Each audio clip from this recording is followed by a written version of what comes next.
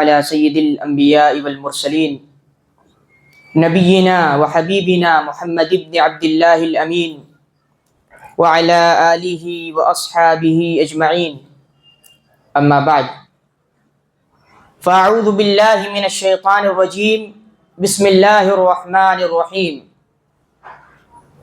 یریدون ان یطفئوا نور اللہ بافواہہم واللہ متم نورہ ولو کرہ الکافرون. وقال تعالی فی موضع آخر اذ تستغیثوا ربکم فاستجاب لکم انی ممدکم بألف من الملائکۃ مردفین. رب اشرح لی صدری ویسر لی امری واحلل عقدۃ من لسانی یفقہوا قولی. محترم حاضرین، آج کا دن یعنی مغرب کے بعد سے 17 رمضان کی شروعات ہو چکی ہے. 17 رمضان المبارک کو آپ جانتے ہیں کہ تاریخ اسلام کا اور دنیا کی تاریخ کا سب سے اہم غزوہ بدر پیش آیا، جس کو قرآن کہتا ہے یوم الفرقان، حق اور باطل کے درمیان فرق کر دینے والا غزوہ. آپ جانتے ہیں یہ بات کہ جب بھی اللہ کے دین کو کچھ لوگوں کی طرف سے بلند کرنے کی کوشش کی جاتی ہے، اس کے دین کی دعوت کچھ لوگ لے کر اٹھتے ہیں، تو انہی کے معاشرے کے، انہی کے سماج کے، انہی کے قوم کے کچھ لوگ جو ان کے جانی دشمن بن جاتے ہیں. اور ان کی خواہش یہ ہوتی ہے کہ وہ چاہتے ہیں کہ اپنے منہ کی پھوکوں سے دین کے چراغ کو بجھا دیں. جو لوگ اللہ رب العزت کی عبادت کی طرف بلا رہے ہیں ان کو کچل ڈالیں. اور یہ کوشش ہمیشہ سے ہوئی اور اللہ کے آخری نبی حضرت محمد صلی اللہ علیہ وسلم کے ساتھ بھی یہ معاملہ ہوا. لیکن اللہ کی قدرت کچھ اور چاہتی ہے. اللہ کا بنایا ہوا نظام یہ چاہتا ہے کہ اس کا نظام اس دنیا میں نافذ ہو، اور باطل نظام، ظالمانہ نظام، اس کا اس دنیا سے خاتمہ ہو، وہ نیست و نابود ہو جائے. محترم حاضرین، کچھ اسی طرح کی کوشش جب اللہ کے نبی صلی اللہ علیہ وسلم نے لوگوں کو اللہ کے دین کی طرف بلانا شروع کیا تو ان کی قوم کے لوگوں نے بھی کی. یہ کوشش انہوں نے کیوں کی؟ کیونکہ اگر وہ اس دین کو اپنا لیتے تو ان کا اثر و رسوخ چلا جاتا. یہ اس دین کو اپنانا ان کی گدی پر، ان کے راج پر زبردست مار تھی. وہ یہ سوچتے تھے کہ آج تو ہم اپنا کو اپنا لیں گے تو ہمیں اللہ رب العزت کی مرضی اور اس کے قانون کے مطابق زندگی بسر کرنی ہوگی. تو اسی طرح کی کوشش، دین کو نیست و نابود کرنے کی کوشش، دین کے لوگوں کو کچل ڈالنے کی کوشش اللہ کے نبی کریم صلی اللہ علیہ وسلم کی اپنی قوم کے لوگوں نے بھی کیا. محترم حاضرین، یہ کوشش مسلسل ہوتی رہی، اور اسی کوشش کی ایک کڑی اللہ کے نبی کریم صلی اللہ علیہ وسلم کی زندگی میں ایک دن وہ بھی پیش آیا جب ظالموں نے ظلم کی تمام حدیں پار کر کے اللہ کے نبی صلی اللہ علیہ وسلم کو ہجرت کرنے پر مجبور کیا. نبی کریم صلی اللہ علیہ وسلم ہجرت کر کے مدینہ تو آ گئے، لیکن یہاں بھی ظالموں نے آپ کو نہیں بخشا. طرح طرح کی چھاپے ماریاں، طرح طرح کے ظلم و ستم، کبھی یہودیوں کو بھڑکانا، تو کبھی منافقین کو ورغلانا، تو کبھی کچھ تو کبھی کچھ، تاکہ دین کی بنیاد کو، جو دین ترقی کر رہا ہے، اس کی ترقی کو روک دیا جائے. لیکن جب جب یہ کوششیں ہوئی ہیں تو اللہ رب العزت نے ان کی کوششوں کو ناکام کیا ہے. اور اس کوشش کو ناکام کرنے کے لیے مختلف واقعات پیش آئے. انہی واقعات میں سے ایک تاریخی واقعہ، اہم واقعہ غزوہ بدر ہے.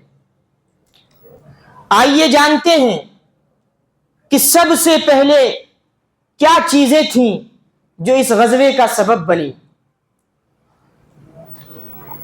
اللہ کے نبی صلی اللہ علیہ وسلم کی خدمت میں مدینے کے کچھ لوگ آتے ہیں اور اللہ کے نبی صلی اللہ علیہ وسلم کے ہاتھ پر ہاتھ دھر کر بیعت کرتے ہیں. آپ دیکھیے کہ نبی کریم صلی اللہ علیہ وسلم دین کی دعوت لے کر پورے مکے میں پھیل گئے، سب نے ٹھکرا دیا، چند لوگوں نے قبول کیا. طائف گئے دین کی دعوت لے کر، سب نے ٹھکرا دیا. مدینے میں اپنا ایک داعی بنا کر بھیجا اللہ کے نبی صلی اللہ علیہ وسلم نے، وہاں کے لوگوں نے آپ صلی اللہ علیہ وسلم کی باتوں کو سنا اور اس کو اپنایا. مکے میں عقبہ کے مقام پر چند لوگ مدینے سے آئے اور انہوں نے اللہ کے نبی صلی اللہ علیہ وسلم کے ہاتھ پر ہاتھ رکھ کر یہ بیعت کی کہ اللہ کے نبی صلی اللہ علیہ وسلم اب آپ کے لیے مدینے کا دروازہ کھلا ہے، آپ اور آپ کے ساتھی مدینے تشریف لے آئیں. ان کی اس جرأت نے پورے عرب کے سامنے ایک چیلنج قائم کر دیا. پورے عرب کو یہ چیلنج دیا کہ دین کے ماننے والوں کو اگر کوئی پناہ دے گا تو ہم مدینے کے لوگ پناہ دیں گے اور اس کے لیے ہم ہر طرح کی قربانی برداشت کریں گے. چنانچہ جب یہ بیعت ہو رہی تھی تو ان لوگوں میں سے جو بیعت کر رہے تھے اللہ کے نبی صلی اللہ علیہ وسلم کے ہاتھوں پر، ایک صحابی ہیں حضرت عباس ابن عبادہ. انہوں نے بیعت کرنے والے لوگوں سے کہا کہ کیا تم جانتے ہو تم اس شخص سے یعنی محمد عربی صلی اللہ علیہ وسلم سے کس چیز پر بیعت کر رہے ہو؟ تم یہ بات جان لو کہ تم اس شخص کے ہاتھ پر بیعت کر کے پورے عرب سے لڑائی مول لے رہے ہو. لہذا اگر تمہارا یہ خیال ہو کہ جب تمہارے اموال برباد ہونے لگے، تمہارے قوم کے شرفا بڑے بڑے لوگ ہلاک ہونے لگے، تو تم اس شخص کو دشمنوں کے حوالے کر دو گے، تو یہ بیعت مت کرو، اس سے باز آ جاؤ. کیونکہ اگر تم نے ایسا کیا کہ جب تمہارے اموال ہلاک ہونے لگے، تمہارے لوگ ہلاک ہونے لگے، تو تم نے اس شخص کو دشمنوں کے حوالے کر دیا، تو تمہیں اس دنیا میں رسوائی اٹھانی پڑے گی اور آخرت میں بھی تمہارے لیے رسوائی ہوگی. کہا کہ اگر تم اپنے مالوں کی بربادی کے باوجود، اپنے لوگوں کی ہلاکت کے باوجود تم اس شخص کو بلاوا دے رہے ہو کہ ہم تمہارا ساتھ نبھائیں گے اور اپنی تمام بربادیوں کو برداشت کریں گے، تو کہا کہ فوراً تھام لو، یہ دنیا و آخرت کی بھلائی ہے. چنانچہ اس وفد میں موجود تمام لوگوں نے یہ بات کہی کہ ہم اللہ کے نبی کریم صلی اللہ علیہ وسلم کے ساتھ ہیں، چاہے پھر ہمیں اپنے اموال برباد کرنے پڑ جائیں یا اپنے لوگوں کو ہلاکت میں ڈالنا پڑ جائے، ہمیں برداشت ہے. محترم حاضرین، اللہ کے نبی صلی اللہ علیہ وسلم اس بیعت کے بعد مدینے تشریف لاتے ہیں اور مسلمانوں کا مدینے میں تشریف لے آنا، مدینے میں منتقل ہو جانا، وہ اس بات کا اعلان تھا کہ اب مسلمانوں کو ایک ٹھکانہ میسر ہو گیا ہے. اور وہ لوگ جن کو بار بار اپنے صبر کا، اپنی استقامت کا، اپنی صداقت کا امتحان دینا پڑ رہا تھا، وہ ایک منظم جماعت کی شکل اختیار کر چکے تھے. قریش کو، اہل مکہ کو اس طرح کی ایک جماعت کا منظم ہو جانا اپنے جاہلی نظام کے لیے موت کے پیام کی حیثیت رکھتا تھا. اور ایک دوسری بڑی بے چینی وہ یہ تھی کہ اہل مکہ کے معاش کا دار و مدار یمن اور شام کی تجارت پر تھا، اور جو راستہ بحر احمر کو ہوتا ہوا یمن اور شام کو جا ملتا ہے وہ راستہ مدینے ہو کر جاتا تھا۔ چنانچہ ایک بڑی بے چینی جو مشرکین کے درمیان بڑھی وہ یہ تھی کہ اگر ہم تجارت کرنا چاہتے ہیں، اگر ہم معیشت سے فائدہ اٹھانا چاہتے ہیں، تو یا تو ہمیں مسلمانوں کے ساتھ اپنے تعلقات کو اچھے رکھنا ہوگا یا پھر اس طاقت کو ہم کچل ڈالیں گے۔ چنانچہ انہوں نے بڑی کوششیں کی کہ کسی طریقے سے مسلمانوں کو اکٹھا نہ ہونے دیا جائے، لیکن اللہ نے ان کی اس تدبیر کو ناکام کیا۔ مسلمان اکٹھا ہوئے، اس کے بعد بھی ان کی شرارتیں نہیں گئیں۔ مدینے میں عبداللہ ابن ابی جو قریب تھا کہ مدینے کا بادشاہ بن جاتا، لیکن چونکہ مسلمانوں نے مدینے ہجرت کر لی تھی، اللہ کے نبی صلی اللہ علیہ وسلم مدینے آ گئے تھے، اس وجہ سے اس کی ساری امیدوں پر پانی پھر گیا۔ اب سارا نظام اللہ کے نبی صلی اللہ علیہ وسلم کے ہاتھ میں تھا، لہذا اہل مکہ نے اس کے نام میں خط بھیجا، کہا کہ تم نے ہمارے لوگوں کو پناہ دی ہے، تم ان کو وہاں سے نکال دو، ورنہ ہم تم پر زبردست حملہ کریں گے، تمہارے مردوں کو قتل کریں گے، تمہارے اموال کو لوٹ لیں گے اور تمہاری عورتوں کو غلام بنا کر، باندیا بنا کر اپنے گھروں کو لے آئیں گے۔ اس خط سے عبداللہ ابن ابی کی ٹوٹی پھوٹی امیدوں کا کچھ سہارا بنا، وہ بڑا خوش ہوا۔ لیکن اللہ کے نبی صلی اللہ علیہ وسلم نے موقع کی نزاکت کو دیکھ کر فوراً عبداللہ ابن ابی کا رخ کیا اور کہا، عبداللہ کیا تم ان لوگوں کو قتل کرو گے جو تمہارے اپنے بھائی ہیں؟ چونکہ اس وقت مدینے کی اکثریت مسلمان ہو چکی تھی۔ تو عبداللہ اس عمل سے باز رہا۔ پھر اسی طرح کچھ دن گزرے اور ایک صحابی رسول حضرت سعد بن معاذ رضی اللہ تعالیٰ عنہ عمرے کے لیے مکے آئے۔ ابو جہل سے ملاقات ہوئی۔ ابو جہل نے کہا کہ تم ہمارے مرتدین کو جو ہمارے دین سے پھر گئے، یعنی مسلمانوں کو اپنے یہاں پناہ دو گے اور ہم تم کو اطمینان سے عمرہ کرنے دیں گے۔ اے سعد، اگر تم امیہ ابن خلف کے مہمان نہ ہوتے تو یہاں سے زندہ بچ کر نہ جاتے۔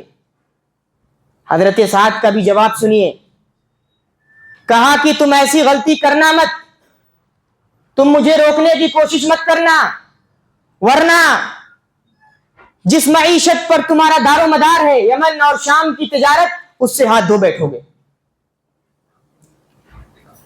چنانچہ جب ان کی چھاپے ماریاں بہت زیادہ ہو گئیں، مدینے میں آ کر بھی مسلمانوں پر طرح طرح کے ظلم و ستم یہ توڑتے رہے، تو پھر اب آخری چارہ تھا کہ ان کی اس تجارت اور معیشت کو بند کر دیا جائے، اس کے راہ میں دیوار حائل کر دی جائے۔ چنانچہ یہی ان کو مجبور کرنے کا ایک آخری طریقہ تھا۔ اور اللہ کے نبی صلی اللہ علیہ وسلم چھوٹے چھوٹے دستے صحابہ کرام کے روانہ کرتے تھے تاکہ وہ ان کے حالات کا پتہ لگائیں اور ضرورت پڑنے پر ان کو ان کی تجارت سے روکیں۔ چنانچہ اسی طرح کا ایک لشکر عبداللہ ابن جحش رضی اللہ تعالیٰ عنہ کی سربراہی میں اللہ کے نبی صلی اللہ علیہ وسلم نے روانہ کیا اور کہا کہ یہ خط ہے، اس کو 2 دن کے بعد کھولنا۔ عبداللہ ابن جحش رضی اللہ تعالیٰ عنہ بطن نخلا میں پہنچتے ہیں اور وہاں جا کر خط کو کھولتے ہیں اور کہتے ہیں کہ تجارت کے متعلق ان کے قافلے کی جو بھی اطلاع ہو وہ ہم تک پہنچائیں۔ اسی دوران ایک شخص عمرو ابن الحضرمی اور اس کے 2 ساتھی تجارت سے واپس ہو رہے ہوتے ہیں، اتنے میں عبداللہ ابن جحش رضی اللہ تعالیٰ عنہ ان پر حملہ آور ہو جاتے ہیں اور ان میں سے ایک شخص عمرو ابن الحضرمی کو قتل کرتے ہیں اور جو کچھ ان کا سامان تھا سب اللہ کے نبی صلی اللہ علیہ وسلم کی خدمت میں لے آتے ہیں اور ان دونوں کو گرفتار کرتے ہیں، اس کے دونوں ساتھیوں کو۔ اللہ کے نبی صلی اللہ علیہ وسلم جب دیکھتے ہیں تو جو چیزیں حاصل ہوئی تھیں اس کو لینے سے انکار کر دیتے ہیں اور ناگواری کا اظہار کرتے ہیں. کہتے عبداللہ میں نے تمہیں اس کام کا حکم نہیں دیا تھا, میں نے تمہیں حملہ کرنے کے لیے نہیں کہا تھا. چنانچہ عمرو بن الحضرمی کے قتل نے کفار کی, اہل مکہ کی جذبے کو اور جوش کو ورغلا کر ابھار دیا اور وہ انتقام کی آگ میں مشتعل ہو گئے. تو ایک تو معاملہ یہ تھا کہ وہ چاہتے تھے کہ کسی طریقے سے اسلام کی ترقی کی راہ میں رکاوٹ بن جائے. دوسرا مسئلہ یہ تھا کہ مسلمان ہمارے لیے خطرہ ہیں, اگر وہ مضبوط ہو گئے تو کہیں ہمارے تجارتی راستے نہ بند کر دیں. اور تیسرا مسئلہ جو اس غزوے کا بنا وہ عمرو بن الحضرمی کا قتل تھا. لیکن اللہ کے نبی صلی اللہ علیہ وسلم نے اس کے بدلے, اس کی جان کے بدلے خوب بہا دیا تھا.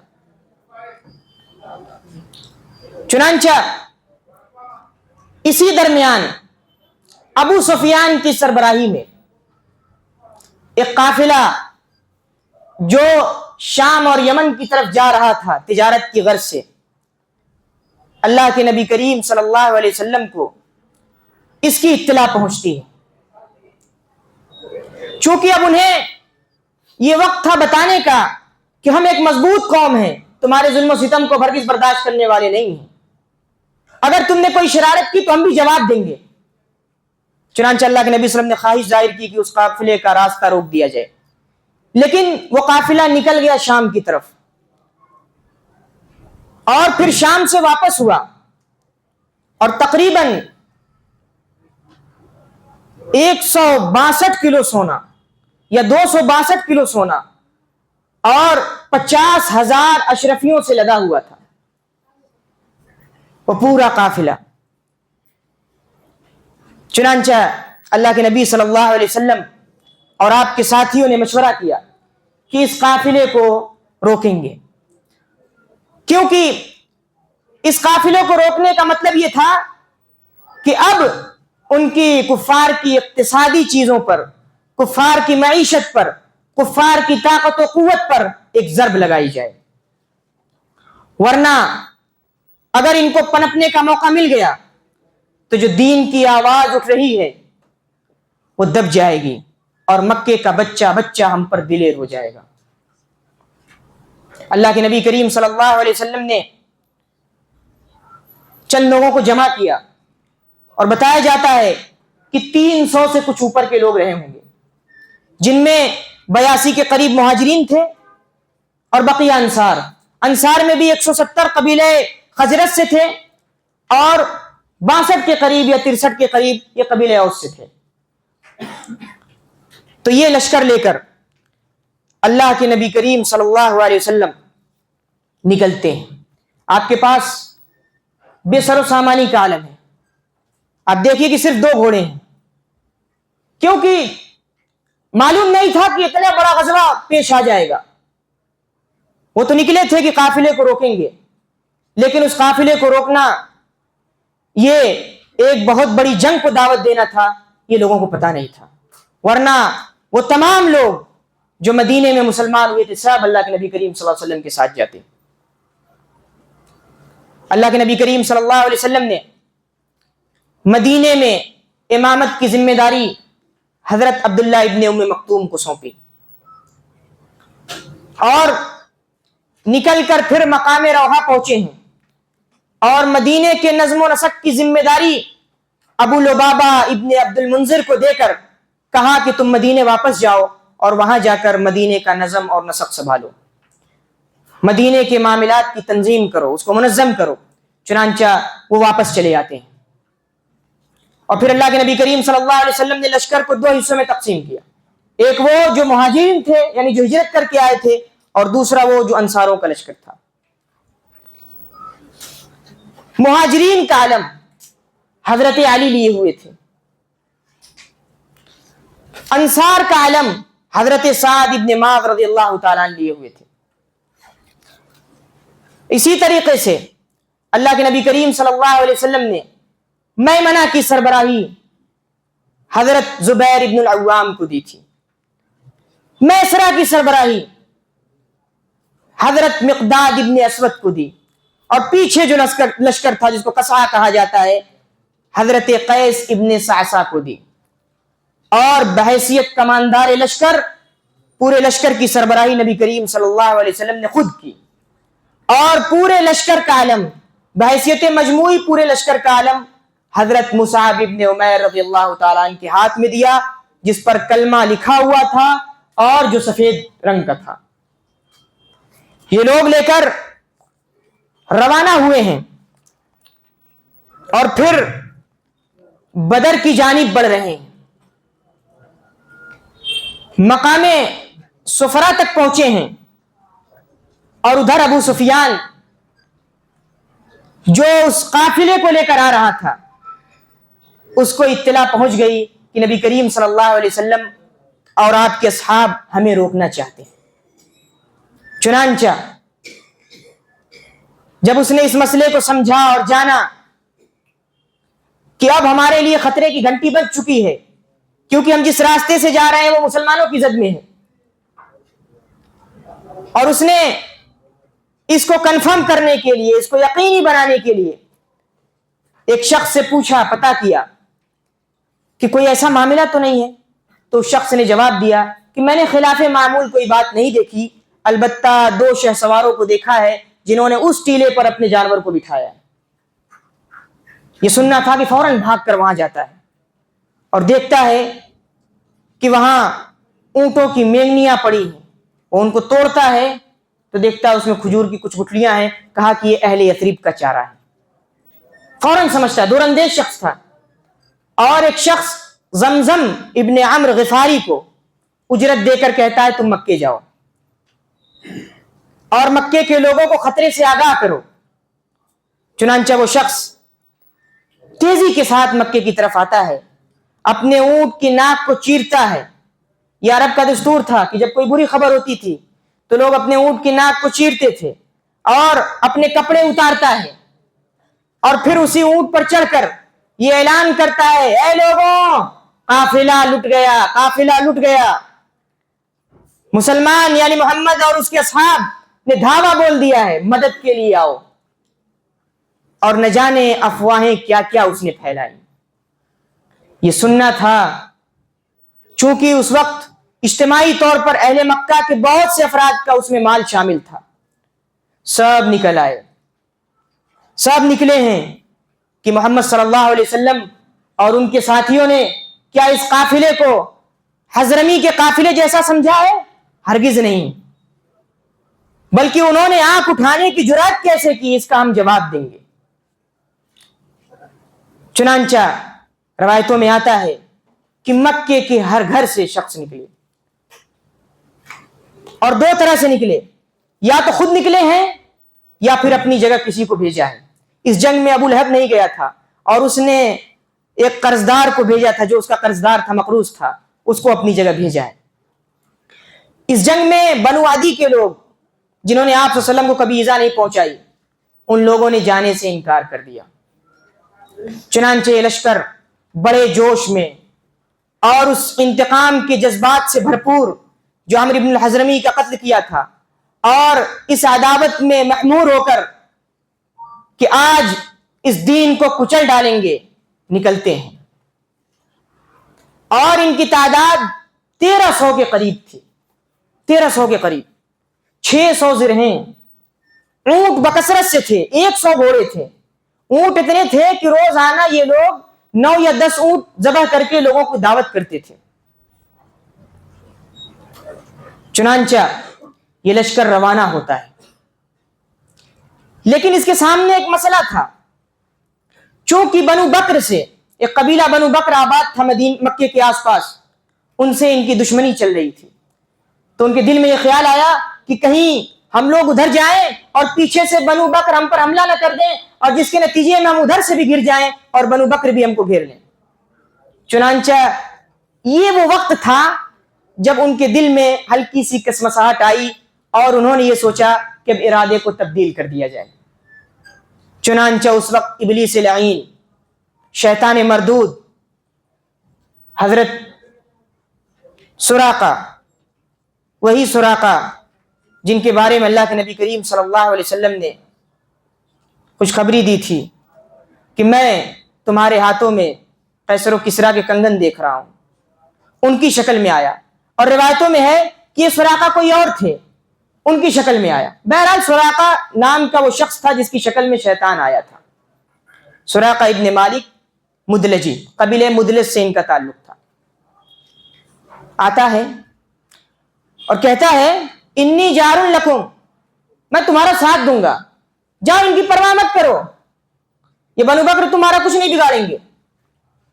ان کو ابھارتا ہے اور وہ لشکر جو یہ ارادہ کر رہا تھا کہ اب پلٹ چلیں گے، وہ پھر جذبات سے محمور ہو کر غصے سے بھرپور نکلتا ہے، بدر کی جانب یہ روانہ ہوتا ہے اور خوب تیاری کے ساتھ روانہ ہوتا ہے۔ لیکن جب مقام جحفہ میں پہنچتا ہے تو ابو سفیان یہ پیغام بھیجتے ہیں کہ وہ قافلہ جو میری سربراہی میں آ رہا تھا بحفاظت مکے پہنچ گیا ہے۔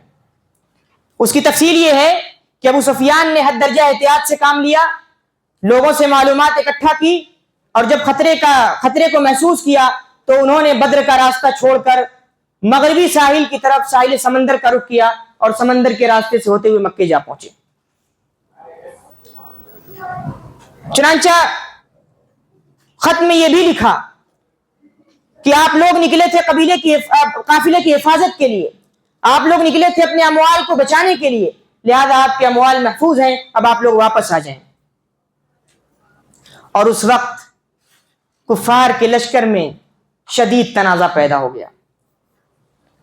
طاغوت اکبر ابو جہل، چونکہ یہ لشکر ابو جہل کی سربراہی میں نکلا تھا اور 9 لوگ تھے جو اس کے کماندار کی حیثیت سے خدمات انجام دے رہے تھے، اس نے کہا کہ ہم ہرگز نہیں واپس جائیں گے یہاں تک کہ ہم بدر پہنچیں گے، وہاں 2-3 دن قیام کریں گے، اپنے اونٹوں کو ذبح کریں گے اور لونڈیوں کو بادیوں کو بلائیں گے، وہ رقص کریں گی، ناچ کریں گی، گانے گائیں گی، شراب پیئیں گے اور پورے عرب کو بتا دیں گے کہ ہماری دھاک تم پر بیٹھ جائے گی، ہم مضبوط لوگ ہیں۔ لیکن اخنس ابن شریق یہ ایک شخص تھے بنو زہرہ کے سردار، انہوں نے کہا نہیں، جب لشکر قافلہ بحفاظت واپس پہنچ گیا ہے تو پھر اب ہم نہیں جائیں گے۔ چنانچہ 300 آدمیوں کو لے کر، بنو زہرہ کے 300 آدمیوں کو لے کر وہ واپس ہو جاتے ہیں، اور ان کے قبیلے کے لوگ ان کی بڑی تعریف کرتے ہیں۔ چنانچہ اب لشکر میں 1000 لوگ بچ گئے۔ یہ لشکر روانہ ہوتا ہے اور ادھر اللہ کے نبی کریم صلی اللہ علیہ وسلم حالات کی نزاکت کا پتہ لگاتے ہیں۔ اللہ کے نبی صلی اللہ علیہ وسلم جب مقام صفرا میں پہنچتے ہیں تو فوراً 2 لوگوں کو بھیجتے ہیں کہ وہ لشکر کا بھی پتہ لگائے اور مکے کے حالات سے بھی ہم کو باخبر کرے۔ لہذا وہ 2 شخص زفران کے مقام پر اللہ کے نبی کریم صلی اللہ علیہ وسلم کو یہ خبر پہنچاتے ہیں کہ اللہ کے رسول ایک بڑا لشکر آ رہا ہے تعاقب کے لیے۔ اللہ کے نبی کریم صلی اللہ علیہ وسلم حالات کی سنگینی کو فوراً سمجھ جاتے ہیں اور فوراً یہ کہتے ہیں کہ لگتا ہے ایک خونریز مارکا درپیش ہے، ایک خونریز جنگ ہونے والی ہے اور زبردست ٹکراؤ ہوگا۔ اللہ کے نبی کریم صلی اللہ علیہ وسلم کے پاس اس وقت 3 آپشن تھے، یا تو آپ چاہتے تو دستبردار ہو جاتے، یا آپ چاہتے تو اسی طرح ظلم و ستم سہتے جس طرح پہلے سے آ رہے تھے، یا پھر آپ ان کا مقابلہ کرتے۔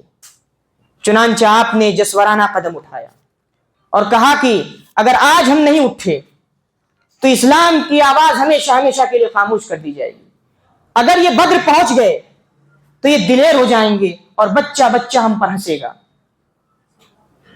اور کیا خبر، کیا اس بات کی ضمانت ہے کہ یہ لوگ مدینے پر پیش قدمی نہیں کریں گے، مدینے پر حملہ آور نہیں ہوں گے، اور اگر ہوں گے بھی نہیں تب بھی یہودی قبائل جن سے ہم نے بڑی محنت سے معاہدہ کیا ہے وہ معاہدے توڑ کر ہم پر حاوی ہونے کی کوشش کریں گے۔ چنانچہ اللہ کے نبی کریم صلی اللہ علیہ وسلم نے صحابہ کرام کی مجلس شورا کو طلب کیا، بڑے بڑے فوج کماندار، بڑے بڑے فوج کے جنرل اس میں تھے، مہاجرین بھی تھے، انصار بھی تھے، جو لشکر آپ نے ترتیب دیا تھا ان میں کے بڑے بڑے جو ماہر جنگجو لوگ تھے وہ تشریف لائے۔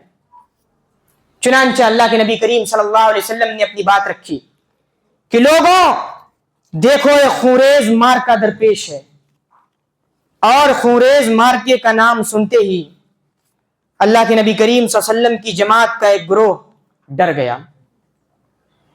وَإِنَّ فَرِيقًا مِّنَ الْمُؤْمِنِينَ لَكَارِهُونَ، اور مومنین میں کا ایک گروہ جو اس بات کو ناپسند کر رہا تھا کہ ہم ایک خونریز مارکے کا حصہ بنے۔ اس وقت اللہ رب العزت کی ان پر وعید آئی، کیونکہ اللہ رب العزت دلوں کے حال کو فوراً جان جاتا ہے۔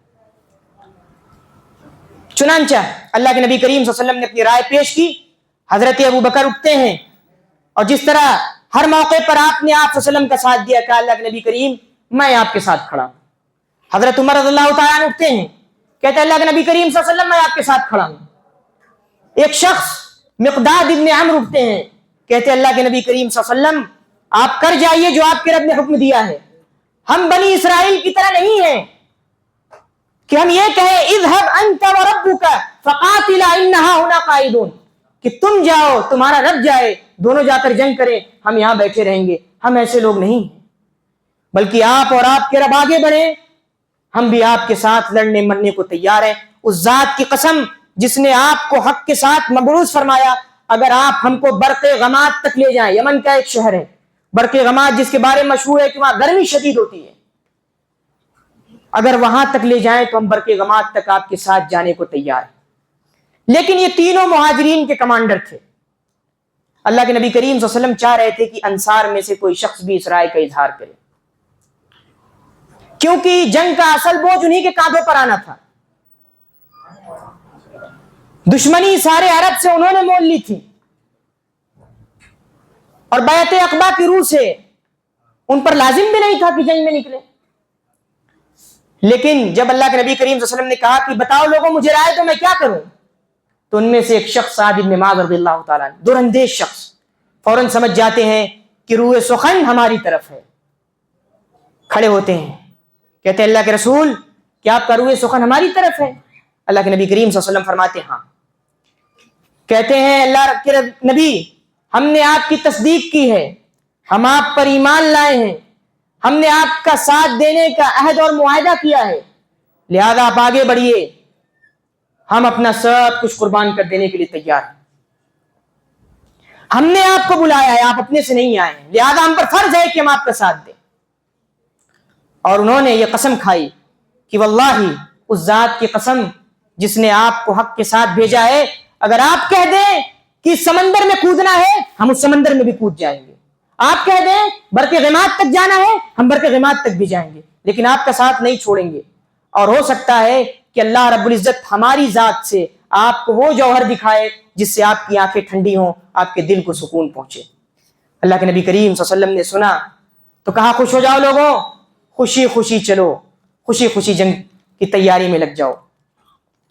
اور پھر اللہ کے نبی کریم صلی اللہ علیہ وسلم مجلس شورا کے اجتماع کے بعد بقیہ سفر کو طے کرتے ہیں اور غزوہ بدر کے قریب، بالکل قریب جا کر پڑاؤ کرتے ہیں، اور فوراً پڑاؤ کرنے کے فوراً بعد آپ خود اور اپنے ساتھی ابو بکر صدیق رضی اللہ تعالیٰ عنہ کو لے کر نکلتے ہیں کہ حالات کا جائزہ لیں اور دشمن کے کیمپوں کا جائزہ لیں۔ چنانچہ اللہ کے نبی کریم صلی اللہ علیہ وسلم دور تک نکلتے ہیں اور دیکھتے ہیں کہ ایک بوڑھا شخص بیٹھا ہوا ہے، اس سے پوچھتے ہیں کہ محمد صلی اللہ علیہ وسلم اور آپ کے اصحاب کی کیا حال چال ہے؟ آپ چاہتے تھے کہ میری ذات پر، میری شناخت پر پردہ پڑا رہے، اور اہل مکہ کے اور ان کے لشکروں کی کیا حال چال ہے؟ اس نے کہا کہ میں نہیں بتاؤں گا جب تک آپ لوگ اپنی پہچان نہیں بتائیں گے۔ اللہ کے نبی کریم صلی اللہ علیہ وسلم نے کہا کہ تم جب بتاؤ گے تبھی ہم بھی اپنی پہچان بتائیں گے۔ چنانچہ اس نے کہا کہ بدلہ دے رہے ہو؟ تو اللہ کے نبی صلی اللہ علیہ وسلم نے کہا ہاں بدلے میں بتائیں گے۔ چنانچہ اس شخص نے بتایا کہ مجھے خبر دی گئی تھی کہ اللہ کے نبی محمد صلی اللہ علیہ وسلم اور آپ کے اصحاب فلاں دن نکلے تھے، تو آج وہ فلاں جگہ ہوں گے، اور ٹھیک اس نے اسی جگہ کی نشاندہی کی تھی جہاں پر اللہ کے نبی صلی اللہ علیہ وسلم نے پڑاؤ ڈالا تھا، اور اہل مکہ فلاں دن نکلے تھے، اگر بتانے والے نے مجھے سچ بتایا ہے تو آج وہ فلاں جگہ پہنچے ہوں گے. چنانچہ اس نے وہی جگہ بتائی تھی جہاں اہل مکہ پہنچے تھے. پھر اس نے پوچھا آپ بتاؤ تم لوگ کون ہو؟ کہا کہ ہم پانی والے ہیں. کہا کہ پانی والے؟ عراق کے پانی والے؟ اور پھر اللہ کے نبی کریم صلی اللہ علیہ وسلم اس کے بعد فوراً 3 صحابہ پر مشتمل اور ان کے ساتھ انصار کی ایک جماعت کو بھیجتے ہیں. وہ تینوں صحابہ میں تھے حضرت علی رضی اللہ تعالیٰ عنہ، حضرت سعد بن ابی وقاص رضی اللہ تعالیٰ عنہ، حضرت زبیر بن العوام. چنانچہ وہ لوگ حالات کا پتہ لگاتے ہیں اور دیکھتے ہیں کہ 2 غلام پانی بھر رہے ہیں. چنانچہ وہ دونوں کو گرفتار کر کے اللہ کے نبی کریم صلی اللہ علیہ وسلم کی خدمت میں لے آتے ہیں اور دیکھتے ہیں کہ اللہ کے نبی کریم صلی اللہ علیہ وسلم نماز پڑھ رہے ہیں. چنانچہ وہ صحابہ کرام اسے پوچھنے لگتے ہیں دونوں غلاموں سے کہ بتاؤ تم لوگ کون؟ تو کہتے ہیں کہ ہم تو پانی پلانے والے لوگ اہل مکہ کے، ہم سقے ہیں، ہمارا کام ہے کہ ان کو پانی بھر کر پلانا. کہا نہیں جھوٹ بول رہے ہو. اور سخت پٹائی کی. اور نتیجہ کیا ہوا؟ سخت پٹائی کے نتیجے میں انہوں نے حضرت علی رضی اللہ تعالیٰ عنہ اور آپ کے اصحاب جو چاہ رہے تھے فوراً بول دیا. اللہ کے نبی کریم صلی اللہ علیہ وسلم نماز سے فارغ ہوئے تو یہ بات آپ کو ناگوار گزری کہ تم نے اس کو مار کر اسے جھوٹ بلوا دیا. چنانچہ پھر آپ نے اہل مکہ کی تفتیش کی. کہا کہ بتاؤ اہل مکہ کہاں تک پہنچے ہیں؟ کہا وہ سامنے آپ درہ دیکھ رہے ہیں وہاں تک پہنچے ہیں، اسی کے پیچھے ہیں. کہا ان کی تعداد کیا ہوگی؟ کہا بہت ہیں. کہا اونٹ کتنے ہیں؟ بہت ہیں. کہا کتنے اونٹ ذبح کرتے ہیں؟ کہا ایک دن میں 9 یا 10 اونٹ ذبح کرتے ہیں. اللہ کے نبی کریم صلی اللہ علیہ وسلم نے اس سے اندازہ لگایا کہ ان کی تعداد 900 یا 1000 کے قریب ہوگی، ایگزیکٹ تعداد. پھر کہا کہ اس میں کون کون لوگ ہیں؟ کون کون لوگ ہیں ذرا بتاؤ، کون کون شرفا ہیں؟ کہا عتبہ ہے، شیبہ ہے، ابو البختری ہے، حکیم ابن حزام ہے، نوفل ابن خویلد ہے، حارث ہے، طعیمہ ہے، نضر ابن حارث ہے، ہشام ہے، زمعہ ہے، ابو جہل ہے، امیہ ابن خلف ہے. یہ سردار مانے جاتے تھے اپنے قبیلے کے. چنانچہ اس نے ان سرداروں کا نام ان دونوں غلاموں نے سرداروں کا نام پیش کی. پھر اللہ کے نبی کریم صلی اللہ علیہ وسلم نے معاملے کی نزاکت کو سمجھا، معلومات حاصل ہو گئیں کہ تعداد ان کی بہت زیادہ ہے. اب اللہ کے نبی کریم صلی اللہ علیہ وسلم میدان بدر کی طرف چل پڑتے ہیں. چنانچہ آپ کا پلان یہ تھا، منصوبہ یہ تھا کہ بدر نام کے کنویں کے پاس قیام کریں گے. بدر کا جو خاص کنواں ہے اس کے پاس جا کر قیام کریں گے. پورا لشکر وہیں جمع ہوتا ہے. ایک صحابی حضرت خباب ابن منذر ماہر فوجی ہیں، کہتے ہیں اللہ کے نبی کیا یہاں ٹھہرنے کے لیے اللہ رب العزت نے کہا ہے یا پھر یہ حکمت عملی کا تقاضا ہے؟ کہتے نہیں، اللہ رب العزت نے نہیں کہا ہے، حکمت عملی کا تقاضا ہے. تو کہا حکمت عملی یہ ہے کہ ہم فلاں جگہ ٹھہریں، کفار کے حوض سے ان کے چشموں سے بالکل قریب ٹھہریں تاکہ ہم اپنے حوض میں پانی بھر لیں اور پھر تمام گرد و نواح کے چشمے پاٹ دیں، جس سے یہ فائدہ ہوگا کہ ہم پانی پی لیں گے اور کفار پانی سے محروم رہ جائیں گے. اور وہ جنگ میں یہ سب جنگی حکمت عملی ہے. چنانچہ اللہ کے نبی کریم صلی اللہ علیہ وسلم نے اس صحابی رسول کے مشورے کو مانا اور پھر وہاں گئے. وہاں صحابہ کرام نے اپنے حوض کو پانی سے بھر لیا اور پھر آس پاس کی جو بھی چشمے تھے، جو بھی حوض تھے، سب کو پاٹ دیا. پھر اس کے بعد اللہ کے نبی کریم صلی اللہ علیہ وسلم نے لشکر کی ترتیب دی اور لشکر کی ترتیب رات میں دی اور اسی رات کو یہ بتایا کہ دیکھو کل وہ جگہ فلاں شخص کی قتل گاہ ہوگی، وہ جگہ فلاں شخص کی قتل گاہ ہوگی. یعنی کفار میں سے کون کس جگہ قتل ہوگا، اللہ کے نبی کریم صلی اللہ علیہ وسلم نے پیشن گوئی کی. اور چنانچہ دوسرے دن جب جنگ ہوئی تو وہ پیشن گوئی سچ ثابت ہوئی. اللہ کے نبی کریم صلی اللہ علیہ وسلم نے اس چشمے کے قریب ایک درخت تھا، اس درخت کی جڑ میں شب گزاری، رات گزاری. چونکہ اللہ کے نبی صلی اللہ علیہ وسلم جس علاقے میں ٹھہرے تھے وہ ریتیلا علاقہ تھا اور وہاں لوگوں کے پاؤں دھس رہے تھے، لیکن ہوا ایسا کہ اللہ کا انعام ہوا. اس رات باران رحمت کا نزول ہوا. کیا انعام ہوا اللہ تعالیٰ کا؟ 7 طرح کے انعامات ہوئے. اذ یغشیکم النعاس امنا، اللہ رب العزت نے اونگ طاری کی تاکہ لوگ مطمئن ہو جائیں، بے خوف و خطر ہو جائیں. وَيُنَزِّلُ عَلَيْكُم مِّنَ السَّمَاءِ مَاءً، آسمان سے پانی نازل کیا. چنانچہ اس پانی کا یہ فائدہ ہوا کہ ریت بیٹھ گئی اور مسلمانوں کے لیے وہ زمین ہموار ہو گئی، اور کفار جس علاقے میں ٹھہرے تھے وہاں کیچڑ ہو گیا، جس کی وجہ سے انہیں درے کے باہر پناہ لینی پڑی اور وہاں رات گزارنی پڑی۔ فرمایا کہ آسمان سے پانی نازل کیا، ایک تو فائدہ یہ ہوا کہ تم فریش ہو جاؤ، تمہیں سکون ملے، پھر فرمایا لِيُطَهِّرَكُمْ بِهِ، تم پاک صاف ہو جاؤ، وَيُذْهِبَ عَنْكُمْ رِجْزَ الشَّيْطَانِ، اور شیطان کی گندگی کو تمہارے دلوں سے لے جائے۔ شیطان کی گندگی کیا تھی؟ موت کا ڈر، وہ بار بار بلغرا رہا تھا کہ موت ہے، موت، وہاں مت جاؤ۔ اور فرمایا وَلْيُرْبِطَ عَلَىٰ قُلُوبِكُمْ، دلوں کو مضبوط کر دیا، وَيُثَبِّتَ بِهِ الْأَقْدَامَ، قدموں کو جما دیا۔ یہ اللہ کا انعام تھا کن لوگوں پر؟ مومنین پر، ان لوگوں پر جو اللہ کے نبی کریم صلی اللہ علیہ وسلم کے ساتھ تھے۔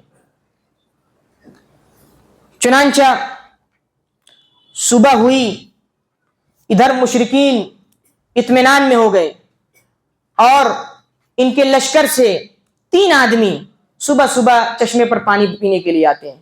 اللہ کے نبی کریم صلی اللہ علیہ وسلم دیکھتے تو کہتے ہیں چھونا مت ان کو، رہنے دو، چھوڑ دو۔ بہرحال وہاں تو کچھ نہیں کیا مسلمانوں نے، لیکن وہ دو شخص اس میں سے جنگ میں مارے گئے، صرف حکیم ابن حزام بچے، اور بعد میں وہ ایک بہترین مسلمان ہوئے، اور بار بار کہتے تھے والذی نجانی من یوم بدر۔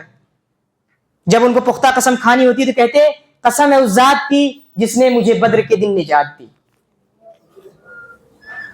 چنانچہ جب مشرکین کو اطمینان ہو گیا کہ اب بہت کم تعداد ہے ان کی، تو جائزہ لینے کے لیے ایک شخص عمیر ابن وہب کو بھیجا اور کہا کہ تم جاؤ جائزہ لے کر پورے احوال کی خبر دو۔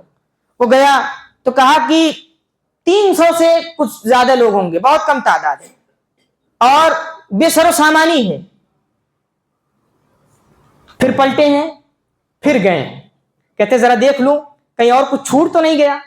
پھر وہ شخص جاتا ہے اور دیکھتا ہے اور آ کر حالات سے باخبر کرتا ہے، کہتا ہے مکہ کے لوگوں، میں نے بلائیں دیکھی ہیں جن پر موتیں سوار ہیں، یثرب کے اونٹ اپنے اوپر موت لاد کر آ رہے ہیں، اور یہ یقین جان لو کہ ان مسلمانوں میں سے کوئی شخص اس وقت تک قتل نہیں ہوگا جب تک کہ تمہارے لوگوں میں سے کسی کو قتل نہ کر دے،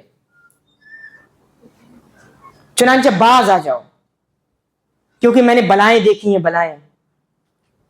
ابو جہل طاغوت اکبر تھا، کبر اور بڑائی کے نشے میں چور چور تھا، لہذا اسی میں سے ایک شخص حکیم ابن حزام جو بچ گئے تھے، جن کے بارے میں آتا ہے کہ بعد میں سچے مسلمان ہوئے، انہوں نے موقع کو غنیمت جانا اور سب سے پہلے عتبہ کے پاس آئے، کہا ہے عتبہ لوٹ چلو، یہ ایک بڑا بھلائی کا کام ہوگا، اگر جنگ کرو گے تو مارو گے تم لوگ کس کو؟ اپنے بھائیوں کو مارو گے، اپنے بھتیجوں کو مارو گے، اپنے خاندان یا کنبہ کے کسی شخص کو مارو گے۔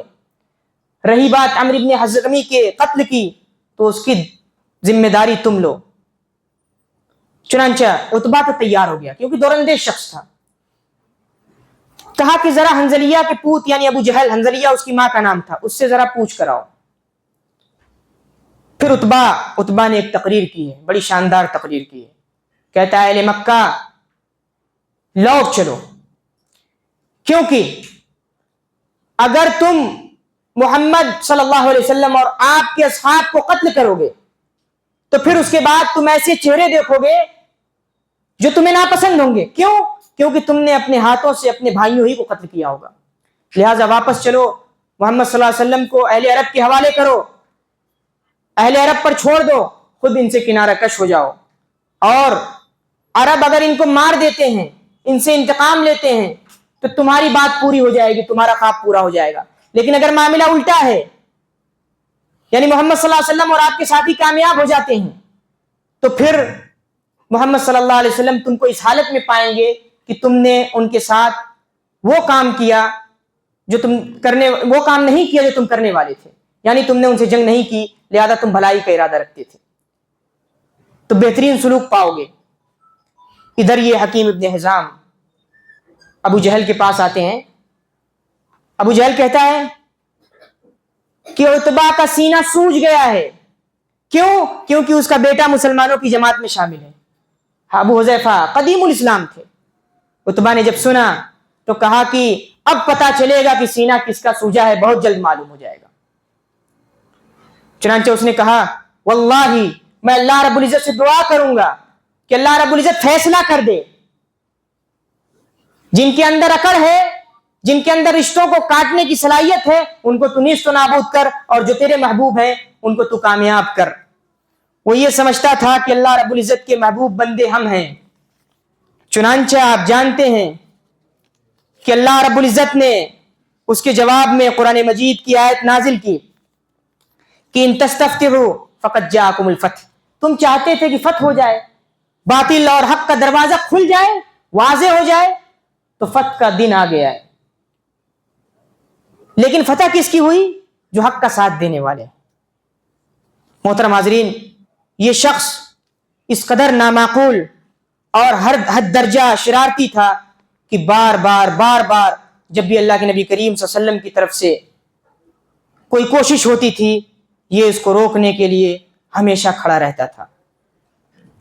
پھر اب اس کے بعد اللہ کے نبی کریم صلی اللہ علیہ وسلم دیکھتے ہیں کہ دوسرے دن مکے کا لشکر آ رہا ہے اور ادھر سے مسلمانوں کا لشکر جا رہا ہے, اور عتبہ کو دیکھتے ہیں جو سرخ اونٹ پر سوار ہے. کہتے ہیں کہ مجھے خیر صرف اس شخص میں نظر آ رہا ہے جو سرخ اونٹ پر سوار ہے. اے کاش کہ اس کی قوم کے لوگوں نے اس کی بات مان لی ہوتی, کیونکہ اللہ کے نبی کریم صلی اللہ علیہ وسلم جانتے تھے کہ اللہ رب العزت کی مدد آئے گی. کیوں؟ کیونکہ پورا توکل اللہ کے نبی کریم صلی اللہ علیہ وسلم نے اللہ رب العزت کی ذات کے حوالے کر دیا تھا. چنانچہ ابھی سب بندی ہو رہی تھی کہ ایک واقعہ پیش آ گیا. ایک شخص تھے سواد ابن غزیہ, ان کا پیٹ کچھ نکلا ہوا تھا. اللہ کے نبی صلی اللہ علیہ وسلم اپنے نیزے سے اس طرح سب بندی کر رہے تھے اور ان کے پیٹ کو تکلیف پہنچ گئی. کہا اللہ کے نبی کریم صلی اللہ علیہ وسلم مجھے تکلیف پہنچ گئی ہے. اللہ کے نبی کریم صلی اللہ علیہ وسلم نے اپنے پیٹ کو ان کے سامنے کھول دیا, کہا کہ تم مجھ سے آپ اپنا بدلہ لے لو. دیکھیے کس قدر لوگوں کا خیال کرنے والا نبی, پیٹ کھول دیا, کہا کہ بدلہ لے لو. لیکن جواباً سواد ابن غزیہ اللہ کے نبی کریم صلی اللہ علیہ وسلم کے پیٹ کو چوم لیتے ہیں. کہتے ہیں ایسا کیوں کیا؟ کہا اللہ کے نبی کریم صلی اللہ علیہ وسلم میں چاہتا ہوں کہ اگر میں اس جنگ میں مر بھی جاؤں تو کم سے کم آپ کی جلد سے میری جلد تو لگ جائے. پھر اس کے بعد اللہ کے نبی کریم صلی اللہ علیہ وسلم نے پورے لشکر کو ترتیب دیا, اور پھر آپ جانتے ہیں کہ سب سے پہلے جو اس مارکے کا ایندھن بنا, سب سے پہلے جس شخص کو مسلمانوں نے مارا ہے وہ اسود ابن عبد الاسد مخزومی ہے. اس کا کہنا تھا کہ میں مسلمانوں کے جہاں مسلمانوں نے اپنا حوض بنا رکھا ہے میں وہاں جا کر پانی پیوں گا, ان کے حوض کو ڈھا دوں گا. چنانچہ وہ آتا ہے بڑے جوش میں, بڑے جذبے میں, لیکن سید الشہداء حضرت حمزہ موجود ہوتے ہیں اور اتنا زبردست وار کرتے ہیں کہ اس کے پاؤں کی پڑلی کٹ جاتی ہے اور وہ گر جاتا ہے. لیکن پھر اس کے باوجود وہ کوشش کرتا ہے کہ حوض کا پانی پی لو, لیکن حضرت حمزہ دوسرا وار کرتے ہیں اور وہیں ڈھیر ہو جاتا ہے, وہیں ڈھیر ہو جاتا ہے. اور پھر اس کے بعد پہلی مبارزت کا آغاز ہوتا ہے. آپ جانتے ہیں کہ عرب کا یہ دستور تھا کہ جب بھی جنگ ہوتی تھی تو پہلے کچھ لوگ نکل کر باہر آتے تھے, یعنی انفرادی طور پر کچھ لوگ لڑتے تھے. چنانچہ اہل مکہ کی طرف سے لشکر آمنے سامنے ہے, 3 لوگ نکلتے ہیں. عتبہ نکلتا ہے, شیبہ نکلتا ہے, ولید نکلتا ہے. اور بعض میں ہے کہ عتبہ نکلا, ربیعہ نکلا اور ولید نکلا. یہ تینوں نکلتے ہیں, للکارتے ہیں کہ ہے کوئی ہمارے مقابلے کا. ادھر سے 3 انصار صحابہ نکلتے ہیں, عبداللہ ابن رواحہ, معاذ ابن افرا جن کی ماں کا نام افرا تھا, اور پھر وہ شخص اوف ابن حارث. یہ 3 لوگ نکلتے ہیں ان کے مقابلے کے لیے. مشرکین دیکھتے ہیں تینوں تو کہتے ہیں کہ تم لوگ شریف مد مقابل تو ہو, لیکن ہم تم سے نہیں پہلے ٹکرائیں گے, ہمارے لوگوں کو بھیجو. چنانچہ اللہ کے نبی کریم صلی اللہ علیہ وسلم کو پکارتے ہیں محمد صلی اللہ علیہ وسلم تم ان لوگوں کو بھیجو جو ہمارے اپنے لوگ ہیں. چنانچہ اللہ کے نبی کریم صلی اللہ علیہ وسلم کہتے ہیں علی اٹھیے, उबैदा उठिए, हमजा मेरे चचा उठिए और इनकी बातों का जवाब दीजिए। चुनांचा हजरत हमजा अपने दुश्मन को वहीं ढेर करते हैं। हजरत अली फौरन जाकर उसको मारकर उसकी लाश को जमीन बोस करते हैं। और फिर उबैदा, चूंकि बहुत बूढ़े शख्स थे हजरत उबैदा रज़ियल्लाहु ताला, और उतबा उनके मद्दे मुकाबिल था, चुनांचे दोनों में जबरदस्त टकराव हुआ। लेकिन इधर हजरत अली और हजरत हमजा अपने दुश्मन को मारकर फारिग हो चुके थे। चुनांचे इन दोनों ने उसका काम तमाम किया। और फिर हजरत उबैदा के बारे में आता है कि उसी लश्कर में थे, गज़वे में शामिल रहे, यहाँ तक कि आपका पैर कट गया था और खून बह रहा था। खून ज्यादा बहने की वजह से आपकी आवाज बंद हो गई। यहाँ तक कि जब लश्कर वापस हुआ है, मैदाने सुफरा में पहुंचा है, वहां जाकर आपका इंतकाल हो गया। तो पहला ईंधन वो बना और फिर दूसरी मर्तबा इन तीनों को शिकस्त दी। अब मुशरिकीन मक्का के 3 बड़े बड़े सरदार मारे गए, 3 बड़े बड़े सरदार। इनके दिल में आग भड़क उठी जज्बात की, इंतकाम लेने की। चुनांचे ये सब निकल पड़ते हैं इंतकाम लेने की गर्ज से। जबरदस्त मुकाबला होता है मुसलमानों का। और अल्लाह के नबी करीम सल्लल्लाहु अलैहि वसल्लम जब इस मुकाबले को देखते हैं, फौरन आप जानते हैं कि अल्लाह के नबी करीम सल्लल्लाहु अलैहि वसल्लम के लिए एक आरिश बनाया गया था, एक छप्पर साद इब्न मुआज ने बनाया था। और इस मकसद से बनाया था कि अल्लाह के नबी करीम सल्लल्लाहु अलैहि वसल्लम ताकि आप यहां रहें, पूरी फौज को देखें, पूरी फौज की निगरानी करें। और अगर खुदा न खास्ता हम जीत गए तो ठीक है, वरना अगर मामला पलट गया तो आप उन लोगों से जा मिलेंगे जो आपसे हमसे ज्यादा मोहब्बत करने वाले आपसे। अगर वो जानते कि इतना जबरदस्त मार का पेश आने वाला है तो हरगिज अपने घरों में नहीं रुकते, वो आपके साथ होते। चुनांचा हजरत साद इब्न मुआज की नबी करीम सल्लल्लाहु अलैहि वसल्लम ने तारीफ की और आरिश बनाने की इजाजत दी, छप्पर, जहां अल्लाह के नबी करीम सल्लल्लाहु अलैहि वसल्लम गए हैं और पीछे से हजरत अबू बकर और हजरत साद इब्न मुआज कमानदारी के लिए गए। अल्लाह के नबी करीम सल्लल्लाहु अलैहि वसल्लम अल्लाह रब्बुल इज्जत की बारगाह में झुककर दुआ करते हैं, अल्लाहुम्मा अंजिज़नी मा वअदतनी, अल्लाह रब्बुल इज्जत उस वादे को पूरा कर दे जो तूने हमसे किया है। अल्लाहुम्मा अंशुदुका अहदक व वअदक, अल्लाह रब्बुल इज्जत मैं तुझसे तेरे अहद का सवाल करता हूँ, तेरे वादे का सवाल करता हूँ। और फिर जब घमसान की जंग शुरू हो गई तो अल्लाह के नबी करीम सल्लल्लाहु अलैहि वसल्लम की दुआ भी याद रखिए, अल्लाहुम्मा इन तहलिक हादिहिल असाबा, अल्लाह रब्बुल इज्जत अगर ये मुट्ठी भर जमात हलाक हो गई, बर्बाद हो गई, ला तुअबद, क़यामत तक इस जमीन पर तेरी इबादत नहीं होगी। अल्लाहुम्मा इन शीत ला तुअबद, अल्लाह रब्बुल इज्जत तू चाहेगा भी तेरी इबादत न हो। अल्लाह के नबी करीम सल्लल्लाहु अलैहि वसल्लम की इस दुआ के जवाब में अल्लाह रब्बुल इज्जत फरमाता है, इन्नी माअकुम अन्नी माअकुम, ऐ नबी मैं तुम्हारे साथ हूं। फसब्बितुल लज़ीना आमनू, आप ईमान लाने वालों को जमा कर रखिए। सउल्क़ी फ़ी क़ुलूबिल लज़ीना कफ़रू रुअब, मैं आपके रोब, आपका दबदबा कुफ़ार के दिलों में डाल दूंगा। चुनांचा ये बशारत भी आई, अन्नी मुमिद्दुकुम बिअल्फ़िन मिनल मलाइकति मुर्दिफ़ीन, फरिश्तों की एक जमात, हजारों फरिश्तों की एक जमात आपकी मदद के लिए अल्लाह रब्बुल इज्जत ने तैनात की। चुनांचा अल्लाह के नबी करीम सल्लल्लाहु अलैहि वसल्लम जब सजदे में थे और उठे हैं सजदे से तो कहते हैं, अबू बकर खुश हो जाओ, जिब्रील अलैहिस्सलाम तशरीफ ला चुके हैं, गर्द गुबार से अटे हुए हैं, उनके पीछे फरिश्तों की एक जमात है और घोड़े की लगाम को थामे हुए हैं। अबू बकर खुश हो जाओ। इसहाक ने भी इसकी रवायत की है और इब्न खुज़ैमा ने भी इस हदीस की रवायत की है। चुनांचा अब इसके बाद अल्लाह के नबी करीम सल्लल्लाहु अलैहि वसल्लम खड़े होते हैं और कहते हैं, सयुहज़मुल जम' व युवल्लून दुबुर, ये जमात जो हमारे सामने है, हमारे मुकाबिल में है, ये अनकरीब शिकस्त पाएगी और पीठ फेर कर भागेगी। और आपने अपने हाथ में कुछ कंकरियां उठाई और कहा, शाहतिल वजूह, फेंक कर चेहरे बेकार हो जाएं, चेहरे खराब हो जाएं। चुनांचा उस कंकरी में से हर शख्स को जो कुफार में से था कुछ न कुछ हिस्सा जरूर पहुंचा है उन कंकरियों में से। इसी को अल्लाह ताला ने कहा, वमा रमैत इज़ रमैत वलकिन्नल्लाह रमा, आपने तो फेंका था लेकिन फेंकने वाले आप नहीं थे, अल्लाह रब्बुल इज्जत था फेंकने वाला। फलम तक़तुलूहुम वलकिन्नल्लाह क़तलहुम, आपने उनको कत्ल नहीं किया اللہ رب العزت نے ان کو قتل کیا، یعنی اللہ رب العزت نے اپنی جماعت کے ذریعے آپ کی مدد کی۔ چنانچہ زبردست مزاحمت ہوئی، کفار کی ہمت ٹوٹ گئی، بکھرنے لگے۔ اور روایتوں میں آتا ہے، حضرت اکرمہ بیان کرتے ہیں کہ جنگ بدر کے موقع پر میں موجود تھا اور ہاتھ کٹ کے گر رہے تھے، گردنیں کٹ کے گر رہی تھیں، کوڑے برس رہے تھے، لیکن معلوم نہیں تھا کہ کون برسا رہا ہے کون کاٹ رہا ہے۔ چنانچہ ابو داؤد مازنی بیان کرتے ہیں کہ ایک صحابی نے ایک کافر کا تعاقب کیا، اور اس کی روایت حضرت ابن عباس نے بھی کی ہے کہ ایک شخص مسلم تھے، جو ایک صحابی تھے، انہوں نے کفار کو پیچھے پیچھے گھیرتے ہوئے پہنچے ہیں، لیکن کہتے ہیں کہ جب میں نے اپنی تلوار بڑھائی تو دیکھے کہ اس کی گردن کٹ چکی تھی۔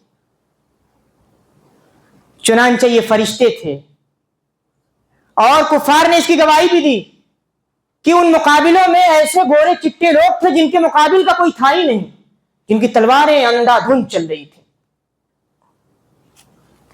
اور آپ جانتے ہیں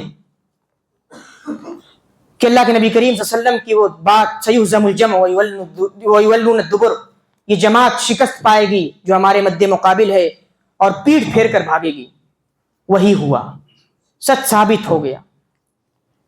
لیکن ابو جہل اکڑ اور کبر کے نشے میں چور چور وہ لوگوں کو للکار رہا تھا، لوگوں کو بھڑکا رہا تھا، اور آپ جانتے ہیں کہ وہ شیطان کی شکل میں، شیطان جو سراقہ کی شکل میں آیا تھا، اس جنگ میں وہ بھاگ گیا ہے، پیٹ پھیر کر بھاگا ہے۔ اور حارث ابن ہشام نے جب دیکھا تو کہا، رکو سراقہ کہاں جا رہے ہو؟ سراقہ تو تھے نہیں، وہ شیطان تھا، ان کی شکل میں آیا تھا، اور سراقہ کو روکنا چاہا، لیکن سراقہ نے یعنی شیطان نے کیا جواب دیا کہ انی اخاف اللہ، میں اللہ رب العزت سے ڈرتا ہوں، جاؤ لڑو، میں نہیں تمہارے ساتھ ہوں۔ کہا کہ تم تو بڑا وعدہ کیا تھا، بڑا دعویٰ کیا تھا، انی جار لکم نکس علی عقبیہ، بھاگ رہے ہو پیٹ پھیر کر۔ اور بتایا جاتا ہے کہ سمندر کی رالی تاکہ کوئی پا ہی نہ سکے۔ شیطان بھاگ گیا۔ اب ابو جہل کی کبر اور بڑھا، اس نے کہا کہ سراقہ کا بھاگنا تمہاری ہمت کو نہ توڑے، کیونکہ اس نے محمد صلی اللہ علیہ وسلم سے ساز باز پہلے سے کر رکھی تھی۔ عتبہ کا، ربیعہ کا، شیبہ کا، ولید کا مرنا تمہاری ہمت کو نہ توڑے، کیونکہ انہوں نے جلد بازی سے کام لیا تھا۔ قسم ہے لات و عزا کی کہ ہم میں سے ہر شخص ان کو رسیوں میں ضرور جکڑے گا، یعنی مسلمانوں کو۔ اب دیکھیے اس کے کبر کا اندازہ لگائیے کہ رسیوں میں جکڑیں گے، ان کو قتل مت کرو، رسیوں میں جکڑو، قیدی بناؤ، اور مکے لے چل کے ان کے ساتھ برا سلوک کرو۔ چنانچہ ابو جہل کی حفاظت کے لیے ایک جتھا اس کے ارد گرد تھا، لیکن فرشتوں کی مدد، اللہ رب العزت کی مدد اور مسلمانوں کی اپنی ثابت قدمی نے ابو جہل کے گرد جو جماعت تھی اس کو بھی تتر بتر کر دیا، چھانٹ کر رکھ دیا۔ چنانچہ ابو جہل اکیلا ہو گیا، اور آتا ہے روایتوں میں کہ دو شخص حضرت عبد الرحمن ابن عوف موجود ہیں، دو نوجوان، ایک معاذ ابن عفرہ، دوسرا معاذ ابن عمرو جبو۔ معاذ ابن عفرہ جو ہیں ان کا نام معوذ بھی آتا ہے، تو روایتوں میں دونوں نام ہیں، معاذ ابن عمرو اور معاذ ابن عفرہ۔ دونوں پوچھتے ہیں، چچا جان ذرا بتائیے ابو جہل کہاں ہے؟ کہا ابو جہل کو کیوں پوچھتے ہو؟ کہا کہ آپ کو نہیں پتا وہ ہمارے نبی کو گالی دیتا ہے، آپ کو نہیں پتا کہ وہ ہمارے نبی کو برا بھلا کہتا ہے۔ چنانچہ میں نے دیکھا کہ ابو جہل دور بھٹک رہا ہے، کہا کہ تمہارا دشمن تو دیکھو وہ کھڑا ہے۔ چنانچہ تیزی کے ساتھ نکلتے ہیں، اور معاذ ابن عمرو بیان کرتے ہیں کہ میں نے ایک زوردار وار کیا اس پر، جس سے وہ زمین پر گر گیا، لیکن یہ وار کیا تھا کہ اس کا بیٹا اکرمہ آ گیا اور اس نے میرے بازو پر مارا، جس سے میرا بازو کٹ گیا، صرف چمڑا لٹک رہا تھا۔ لیکن اتنے میں معوذ یعنی معاذ ابن عفرہ آتے ہیں اور ابو جہل کو اور اکرمہ کو اس زبردست کی چوٹ پہنچاتے کہ دونوں گر جاتے ہیں۔ چنانچہ جب یہ لوگ اللہ کے نبی کریم صلی اللہ علیہ وسلم کی خدمت میں حاضر ہوتے ہیں کہ اللہ کے نبی کریم صلی اللہ علیہ وسلم ابو جہل کو میں نے مارا، ابو جہل کو میں نے مارا، اللہ کے نبی صلی اللہ علیہ وسلم جب دیکھتے ہیں کہ کفار بھاگ کھڑے ہوئے ہیں، پیٹ دکھا کر بھاگ رہے ہیں، تو کہا کہ ابو جہل کی کیا حال چال ہے؟ تو دونوں لڑکے نوجوان آتے ہیں اور کہتے ہیں کہ اللہ کے نبی کریم میں نے مارا ہے، میں نے مارا ہے۔ کہا کہ تم دونوں نے مارا ہے، لیکن چونکہ معاذ ابن افرا اس جنگ میں شہید ہو جاتے ہیں، اس لیے اس کا جو ورثہ ہوتا ہے، مال ہوتا ہے، وہ معاذ ابن عمرو کے حوالے کر دیا جاتا ہے۔ پھر یہی نہیں، ابھی اس کی سانس آ جا رہی تھی اور ادھر اللہ کے نبی کریم صلی اللہ علیہ وسلم یہ جان گئے کہ اب ایمان والوں کے مقابلے میں کوئی طاقت نہیں ہے۔ چنانچہ کہا کہ ابو جہل کہاں ہے؟ حضرت عبداللہ ابن مسعود اور ان کے ساتھ بہت سارے صحابہ کرام اس کی تلاش میں لگ جاتے ہیں۔ چنانچہ حضرت عبداللہ ابن مسعود پاتے ہیں کہ وہ ایک جگہ پڑا ہوا ہے، سانس آ جا رہی ہے، یعنی بول پا رہا ہے ابھی۔ تو میں نے کیا کیا، اپنے پاؤں کو اس کی سینے پر رکھا اور اس کی داڑھی کو پکڑا۔ کہا کہ اللہ کے دشمن بتاؤ آج رسوا ہو گئے کہ نہیں؟ کہا میں رسوا، دیکھیے کبر دیکھیے، کہا میں رسوا، تم کے نہیں معلوم کہ تم ایک بلند پائے آدمی کو تم نے مارا ہے، ایک ایسے آدمی کو مارا جو تم سے اوپر ہے۔ اور پھر یہ کہا کہ کاش مجھے کسانوں کے بیٹوں نے نہ مارا ہوتا۔ کہا وہ بکری کے چرواہے، تو بڑی اونچی جگہ اور بڑی مشکل جگہ چڑھ گیا، سینے پر پیر رکھا تھا۔ اور پھر کہا کہ میں نے اس کی گردن کو الگ کیا اور رسول اکرم صلی اللہ علیہ وسلم کی بارگاہ میں لے گیا۔ اللہ کے نبی کریم صلی اللہ علیہ وسلم نے جب اس کے گردن کو دیکھا اور پھر مشرکین کو دیکھا کہ اب تتر بتر ہو گئے، اب بھاگ کھڑے ہوئے، تو یہ نہیں ہوا کہ اللہ کے نبی کریم صلی اللہ علیہ وسلم نے کچھ نہیں کیا، بلکہ فوراً اللہ رب العزت کی حمد و ثنا بیان کی۔ الحمدللہ الذی صدق وعدہ، اس اللہ رب العزت کا شکر ہے جس نے اپنے وعدے کو سچا کر دکھایا۔ ونصر عبدہ، اپنے بندے کی مدد کی، اللہ رب العزت نے مدد کا وعدہ کیا تھا، مدد کی۔ وہزم الاحزاب وحدہ، اور اکیلے مشرکین کی جتھے کو شکست دے دی۔ اور پھر فتح کی خوشخبری پورے علاقے میں پھیل گئی، یہاں تک کہ مکے میں بھی یہ خبر پہنچی۔ چنانچہ مکے میں جب یہ خبر پہنچی تو عثمان نام کے ایک شخص نے بہت تیزی کے ساتھ یہ خبر پہنچائی، کہا کہ تباہی ہو، تباہی ہو، ہم سب تباہ و برباد ہو گئے۔ تو امیہ کا بیٹا صفوان ابن امیہ حتیم میں بیٹھا ہوا تھا، کہا کہ یہ شخص ہوش میں نہیں ہے، اگر یہ ہوش میں ہے تو اس سے پوچھو کہ کیا ہوا اور بتائے کہ صفوان کہاں ہے۔ کہا کہ صفوان تو حتیم میں بیٹھا ہے، میں ہوش میں ہوں، اور مکے کے جو بڑے سرما بنتے تھے سب آج ختم کر دیے گئے، سب کو تہہ تہہ کر دیا گیا، سب کی گردنیں مار دی گئی، یہاں تک کہ صفوان کا باپ امیہ اور اس کا بھائی تو بہت بری موت مرے۔ ابو جہل مر گیا، شیبہ مارا گیا، عتبہ مارا گیا، ربیعہ مارا گیا، جتنے بڑے بڑے سردار تھے تقریباً 24 بڑے بڑے سردار مارے گئے۔ ابو لہب بیٹھا تھا دور، سن کر خبر پگلا گیا، اور ابو رافع جو حضرت عباس کے اس وقت غلام تھے، انہوں نے کہا کہ میں بیٹھا تھا، ام الفضل بیٹھی تھی، ہم لوگ مسلمان ہو گئے تھے لیکن ہم نے اپنے ایمان کو چھپایا تھا۔ چنانچہ سب لوگ آتے ہیں، ابو لہب بھی آتا ہے اور دروازے کی چوکھٹ پر بیٹھ جاتا ہے، اور پتہ چلتا ہے کہ ابو سفیان آ رہے ہیں۔ کہتا ہے بھتیجے بتاؤ کیا حالات تھے؟ کہتے ہیں ابو سفیان کے حالات بہت برے تھے، ہماری بربادی کے حالات تھے، مسلمان جیسے چاہ رہے تھے ہمیں قتل کر رہے تھے، اور ایسے گورے چٹے لوگ تھے جن کے مد مقابل کوئی نہیں تھا۔ ابو رافع بیان کرتے کہ میں کھڑا ہوا، میں نے کہا وہ فرشتے تھے۔ چنانچہ یہ سن کر ابو لہب نے ان کے گال پر، رخسار پر زوردار تماچا مارا، جس کی وجہ سے وہ گر گئے۔ اور پھر وہ بیان کرتے کہ میں اور ابو جہل دونوں میں لڑائی ہوئی، لیکن لڑائی میں ابو لہب مجھ پر سبقت لے گیا، اور ابو لہب نے مجھے اٹھا کر پٹک دیا۔ وہ تو ام الفضل تھیں، حضرت عباس کی بیوی، انہوں نے ایک ڈنڈا اٹھایا اور اس سے ابو لہب کو مارا، تب جا کر اس نے مجھے چھوڑا ہے۔ اور پھر آتا ہے روایتوں میں کہ ابو لہب بھی انتہائی بدترین موت مرا۔ اس کی موت کی سنگینی کا عالم یہ تھا کہ طاعون جیسی بیماری میں لت پت ہو گیا، مر گیا۔ جب اس کی لاش سے بدبو آنے لگی تو اس کے دونوں بیٹوں نے اس کی لاش کو لے جا کے گڈھے میں دور ہی سے پھینک دیا اور اس پر پتھر دور سے پھینکتے رہے، سنگین موت مرا۔ یہ بھی اللہ کے نبی کریم صلی اللہ علیہ وسلم کے دشمنوں میں سے ایک تھا۔ یہ پورا جنگ کا قصہ اس کی ایک ایک چیز ہمارے لیے بہت قیمتی اسباق رکھتی ہے. آپ دیکھیے کیا روشن اور تابناک قصے ہیں حضرت عمیر ابن حمام کے، حضرت عوف ابن حارث کے، کہ انہوں نے اللہ کے نبی کریم صلی اللہ علیہ وسلم سے جب جنگ چل رہی تھی تو اللہ کے نبی کریم صلی اللہ علیہ وسلم نے لوگوں کو کہا شدو، دوڑ پڑو، جنگ کرو، خوب کرو جنگ، اور جنگ کرو اس جنت کے لیے جس کی لمبائی اور چوڑائی زمین و آسمان کے برابر ہے. صحابہ کرام خوش ہوئے. عمیر ابن حمام کہتے ہیں کہ میں تو بہت خوش ہوا اور میں نے کہا بہت خوب بہت خوب. اللہ کے نبی کریم صلی اللہ علیہ وسلم نے کہا کہ کہتے ہو بہت خوب. کہا اللہ کے نبی کریم صلی اللہ علیہ وسلم میرا ارادہ مذاق اڑانا نہیں تھا، بلکہ میں تو یہ پوچھ رہا ہوں کہ میں اس جنت کا مستحق ہوں یا نہیں. کہتے ہیں تم اس جنت کے مستحق ہو. چنانچہ وہ اس لڑائی میں زبردست طریقے سے لڑتے ہیں اور پھر شہید ہو جاتے ہیں. اسی طرح عوف ابن حارث کے بارے میں آتا ہے کہ اللہ کے نبی کریم صلی اللہ علیہ وسلم سے پوچھتے ہیں اللہ کے نبی کریم صلی اللہ علیہ وسلم بندے کی کون سی ادا پروردگار کو سب سے زیادہ پسند ہے؟ اللہ کے نبی کریم صلی اللہ علیہ وسلم فرماتے ہیں کہ بندہ خالی جسم یعنی اپنے ہتھیار کو اتار کر لڑے دشمن سے، اور دشمن اپنے ہاتھ کو دشمن کی جان میں ڈال دے، یہ ادا اللہ رب العزت کو پسند ہے. چنانچہ وہ اپنی زرہ کو پھینکتے ہیں اور لڑتے لڑتے وہ بھی شہید ہو جاتے ہیں.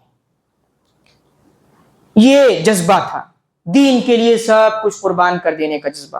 اسی طریقے سے اللہ کے نبی کریم صلی اللہ علیہ وسلم نے اس غزوے میں چند لوگوں کو قتل کرنے سے منع فرمایا تھا، جیسے عباس کو قتل کرنے سے منع فرمایا تھا، اپنے چچا کو، کیونکہ وہ زبردستی لائے گئے تھے. بنو ہاشم کے بہت سارے لوگ اس جنگ میں زبردستی لائے گئے تھے، سب کو منع کیا کہ ان کو قتل کیا جائے. اسی طریقے سے ابو البختری کو قتل کرنے سے منع کیا، کیونکہ اللہ کے نبی کریم صلی اللہ علیہ وسلم کو اس نے کبھی ایذا نہیں پہنچائی تھی، لیکن یہ اپنے ایک دوست کے چکر میں مارا گیا. کہا کہ میرا دوست مرے گا تو میں بھی مروں گا، میرے دوست کو کوئی اذیت دے گا تو مجھ سے بھی برداشت نہیں ہوگا. چنانچہ حضرت مجزر کے بارے میں آتا ہے کہ انہوں نے اس کی گردن کاٹ دی. جب انہوں نے حضرت حذیفہ نے جو عتبہ کے بیٹے تھے اپنے باپ کی لاش کو دیکھا ہے تو رونے لگے. اللہ کے نبی کریم صلی اللہ علیہ وسلم فرماتے عتبہ ابو حذیفہ رو رہے ہو؟ کہا کہ میں اس بات پر نہیں رو رہا ہوں کہ میرا باپ عتبہ مارا گیا، میں اس بات پہ رو رہا ہوں کہ اتنی دوراندیش شخصیت اس کی تھی لیکن اس کی دوراندیشی اس کو اسلام سے قریب نہیں کر سکی اور وہ بدترین موت مارا گیا. اسی طرح اس جنگ میں آپ جانتے ہیں کہ حضرت عمر رضی اللہ تعالیٰ جیسا نیڈر شخص نے اپنے ماموں عاص کو قتل کیا. حضرت ابوبکر نے اپنے بیٹے کے خلاف تلوار اٹھائی. کیوں؟ کیونکہ وہ لوگ تھے جنہوں نے باطل سے تمام رشتے کاٹ لیے تھے، صرف اور صرف ان کے نزدیک ایک رشتہ تھا، وہ اللہ رب العزت کا رشتہ تھا، اس سے انہوں نے اپنے رشتے کو جوڑا تھا. اسی طرح حضرت مصعب بن عمیر نے اپنے بھائی کے خلاف تلوار اٹھائی. چنانچہ جب یہ لوگ گرفتار ہو کر آئے ہیں اور حضرت مصعب بن عمیر نے اپنے بھائی کو دیکھا ہے تو جو ان کو پکڑنے والے تھے کہا کہ اس کو مضبوطی سے پکڑو، اس کی ماں بڑی مالدار ہے، خوب فدیہ تم کو ملے گا، اس کے بدلے خوب بہا ملے گا. اسی طریقے سے ایک شخص امیہ ابن خلف اور اس کا بیٹا جس کو عبد الرحمن ابن عوف رضی اللہ تعالیٰ نے قیدی بنایا تھا لے جا رہے ہیں پکڑ کر، لیکن مسلمان خصوصاً حضرت بلال حبشی چونکہ امیہ ابن خلف کے غلام تھے، انہوں نے کہا اے لوگوں دیکھو اسلام کا سب سے بڑا دشمن امیہ بھاگ رہا ہے، امیہ عبد الرحمن کی قید میں ہے. چنانچہ عبد الرحمن بن عوف بیان کرتے ہیں کہ میں نے اس کو بچانے کی کوشش کی لیکن مسلمان اس پر ٹوٹ پڑے، اس کو بھی قتل کیا، کیونکہ زندگی بھر اس کا مقصد یہ تھا کہ اسلام کو کسی طریقے سے نقصان پہنچائے. اسی طریقے سے اس غزوے میں ایک صحابی عکاشہ، ان کی تلوار ٹوٹ گئی تھی، اللہ کے نبی کریم صلی اللہ علیہ وسلم نے ان کو ایک لکڑی دی، کہا اس سے لڑو، اور روایتوں میں آتا ہے کہ وہ لکڑی ایک چمچماتی ہوئی تلوار کی شکل اختیار کر چکی تھی، یہاں تک کہ وہ انہی کے پاس رہی اور پھر وہ ایک جنگ میں شہید ہو گئے. ابو حذیفہ کے بارے میں آتا ہے کہ جب اللہ کے نبی کریم صلی اللہ علیہ وسلم نے کہا کہ عباس کو قتل مت کرنا تو غصہ ہوئے، کہا کہ میرے باپ کو قتل کروا دیا. ان کی زبان سے اس وقت یہ جملہ نکلا اور عباس کو چھوڑ رہے ہیں، عباس کو اگر میں پا گیا تو میں اس کی گردن ماروں گا. حضرت عمر رضی اللہ تعالیٰ دور بیٹھے تھے. دیکھیے صحابہ کے اندر مر مٹنے کا جذبہ ہے، لیکن ایک ایسے قول سے جس سے رسول کی ذات کو تکلیف پہنچی، کہا کہ آپ اجازت دیجیے حذیفہ منافق ہو گیا، میں اس کی گردن ماروں گا. اللہ کے نبی کریم صلی اللہ علیہ وسلم نے کہا نہیں. حضرت ابو حذیفہ بیان کرتے ہیں کہ یہ بات میرے دل میں کڑتی رہی یہاں تک کہ میں نے ارادہ کر لیا کہ اس کا بدلہ میں اپنی جان دے کر یعنی اللہ کی راہ میں شہید ہو کر چکاؤں گا. چنانچہ ان کی خواہش جنگ یمامہ میں پوری ہوئی. یہ تھی تابناک اور روشن مثالیں. اور آپ جانتے ہیں کہ اس کے بعد مدینے میں بھی اللہ کے نبی کریم صلی اللہ علیہ وسلم نے فتح کی خبر پہنچائی. حضرت عبداللہ ابن رواحہ کو مدینے کے جو اوپری علاقے میں باشندے آباد تھے ان کی طرف بھیجا, اور حضرت زید ابن حارثہ کو جو نچلے حصے میں آباد تھے ان کی طرف بھیجا. چنانچہ یہودیوں نے اور منافقین نے جب دیکھا تو پروپیگنڈا پھیلانا شروع کیا کہ اللہ کے نبی کریم صلی اللہ علیہ وسلم نعوذ باللہ جنگ ہار گئے ہیں, وہ دیکھو اللہ کے نبی کریم صلی اللہ علیہ وسلم کی اونٹنی پر زید ابن حارثہ بیٹھ کر آ رہے ہیں. چنانچہ حضرت زید ابن حارثہ آتے ہیں اور خوشخبری سناتے ہیں, جس سے مدینے کے لوگوں میں ایک جشن کا ماحول پیدا ہو جاتا ہے. پھر اس کے بعد یہ لوگ استقبال کے لیے جاتے ہیں, اللہ کے نبی کریم صلی اللہ علیہ وسلم کے وفود کا استقبال کرتے ہیں, اپنے قاصد بھیجتے ہیں. اور آپ کو یہ معلوم ہے کہ اللہ کے نبی کریم صلی اللہ علیہ وسلم نے جو بھی جنگیں لڑی ہیں, جنگ کے میدان میں 2-3 روز قیام کیا ہے. چنانچہ جب آپ واپس ہوئے ہیں تو 2 لوگ عقبہ ابن ابی معیط, نضر ابن حارث یہ کفار کا پرچم لے کر اٹھا تھا. عقبہ ابن ابی معیط اس نے کوئی کسر نہیں چھوڑی تھی اللہ کے نبی کریم صلی اللہ علیہ وسلم پر ظلم کرنے کی, لہذا اللہ کے نبی کریم صلی اللہ علیہ وسلم نے دونوں کو قتل کرنے کا حکم دیا. دونوں قتل کیے گئے. باقی جو لوگ تھے وہ قیدی بن کر آئے. اللہ کے نبی کریم صلی اللہ علیہ وسلم جب مدینہ پہنچے ہیں تو ایک وفد آیا ہے مبارکباد دینے کے لیے. حضرت سلمہ ابن سلامہ تھے, کہتے ہیں کہ آپ ہمیں مبارکباد دے رہے ہیں, ہمارا تو ٹکراؤ ایسے گنجے بوڑھوں سے ہوا ہے جو اونٹ جیسے تھے. کہا اللہ کے نبی کریم صلی اللہ علیہ وسلم نے, بیٹے وہ قوم کے سربراہردہ لوگ تھے, قوم کے بہترین لوگ تھے, ان کو تم نے قتل کیا ہے, ان کو تم نے مارا ہے, یہ مت کہو کہ گنجے اور بوڑھے لوگ تھے. اسی طریقے سے حضرت اسید جو جنگ میں نہیں جا پائے, کہتے ہیں اللہ کے نبی کریم صلی اللہ علیہ وسلم اللہ رب العزت کی حمد ہے, ثنا ہے, جس نے آپ کو حق کے ساتھ بھیجا ہے, آپ کو کامیابی سے ہمکنار کیا ہے. یہ مت سوچئے گا کہ اسید پیچھے رہ گیا تو اس کے دل میں یہ خیال تھا کہ آپ ایک خوریز مارکے سے ٹکرانے والے ہیں, ہرگز نہیں. اگر اسید کو یہ پتا ہوتا کہ یہ خوریز مارکا ہونے والا ہے تو اسید اپنی جان اور اپنے مال, اپنی تمام جائیداد کو لے کر حاضر ہو جاتا, سب کچھ قربان کر دیتا. یہ تھا جذبہ صحابہ کرام کے اندر. پھر اللہ کے نبی کریم صلی اللہ علیہ وسلم لوگوں کو لے کر, قیدیوں کو لے کر پلٹتے ہیں, اور قیدیوں کے معاملے میں دیکھیے, قیدیوں کے معاملے میں لوگوں سے کہتے ہیں کہ ان کے ساتھ بہترین سلوک کیا جائے. یہ نہیں کہتے کہ یہ مکے کے لوگ ہیں ان پر ظلم و ستم کیا جائے.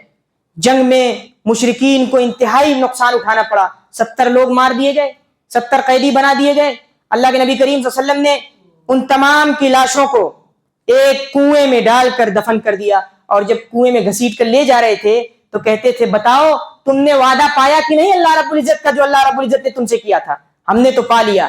بتاؤ کیا تمہیں یہ بات خوشی کی بات نہیں ہوتی تمہارے لیے کہ تم میری اطاعت کرتے, اللہ رب العزت کی اطاعت کرتے, لیکن تم نے نہیں مانا. حضرت عمر بیان کرتے ہیں کہ میں نے کہا اللہ کے نبی کریم صلی اللہ علیہ وسلم یہ تو بے جان ہیں, ان کے اندر روحیں نہیں, کیا یہ سنتے ہیں؟ اللہ کے نبی کریم صلی اللہ علیہ وسلم نے کہا ہاں سنتے ہیں, تم سے زیادہ سن رہے ہیں, لیکن جواب نہیں دے سکتے, جواب نہیں دے پائیں گے. چنانچہ جو لوگ قید ہو کر آئے, اب ان کا مسئلہ تھا کہ ان کے ساتھ کیا کیا جائے. حضرت ابوبکر صدیق رضی اللہ تعالیٰ عنہ اور بھی 2-3 صحابہ کرام بیٹھ کر, اور ایک مجلس لگتی ہے, اس میں حضرت عمر بھی ہوتے ہیں اور بھی صحابہ کرام ہوتے ہیں. کہتے ہیں حضرت ابوبکر مشورہ دیتے ہیں کہ ان کو فدیہ لے کر معاف کر دیا جائے, کیونکہ یہ اپنے ہی بھائی لوگ ہیں اور ہو سکتا ہے کہ اسلام سے ان کو زبردست فائدہ پہنچے. چنانچہ اللہ کے نبی کریم صلی اللہ علیہ وسلم پھر حضرت عمر کی رائے لیتے ہیں. کہا عمر بتاؤ کیا کیا جائے؟ کہا کہ میری وہ رائے نہیں ہے جو حضرت ابوبکر کی رائے ہے, آپ عمر کے قریبی کو عمر کے حوالے کیجئے, حضرت حمزہ کے قریبی کو حضرت حمزہ کے حوالے کیجئے, عقیل ابن ابی طالب کو حضرت علی کے حوالے کیجئے, ہم سب ان کی گردنیں اپنے ہاتھ سے ماریں. کیوں؟ کیونکہ اللہ تعالیٰ کو یہ جاننا ہے کہ ہم مشرکین کے لیے نرم گوشہ نہیں ہیں. ہم نے جو عہد باندھا ہے کہ اللہ رب العزت تیری عبادت کریں گے, تیرے لیے ڈٹ جائیں گے, تیرے لیے ثابت قدم ہو جائیں گے, ہم اس وعدے کو پورا کرنے والے لوگ ہیں. چنانچہ اللہ کے نبی کریم صلی اللہ علیہ وسلم نے چونکہ رحمت تھی, رحمت کا تقاضا تھا کہ آپ نے ان سب کو معاف کیا. چنانچہ جب معاف کیا ہے, فدیے پر بات ہوئی ہے کہ ان لوگوں سے فدیہ لے کر ان کو چھوڑ دیا جائے, تو وعید آئی ہے کہ جب تک اللہ کا حکم نہ آ جائے, آپ نے فیصلہ کر لیا,